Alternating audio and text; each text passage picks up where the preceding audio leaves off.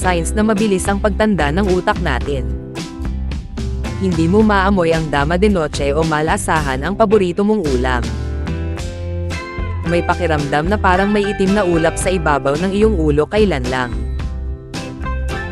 Mas madali ka ma-distract sa mga panahong ito. Nahihirapan kang mag-isip ng karaniwang mga salita. Naranasan mo ang pagkawala ng iyong pandinig. Hindi masyadong maganda ang paningin mo. Ang abilidad mo na gawin ang ilang bagay ng sabay-sabay ay humina. Nagiging mahirap umunawa at mag-participate sa mga conversations. Nagiging mas paika-ika at umingkang-ingkang ang iyong paa kapag naglalakad ka. Nagiging lalong malilimutin ka. Lagi ka naghahanap sa nawaglit mo na mga gamit, tulad ng iyong salamin, susi, libro, o coffee mug. Thank you for watching. Please subscribe.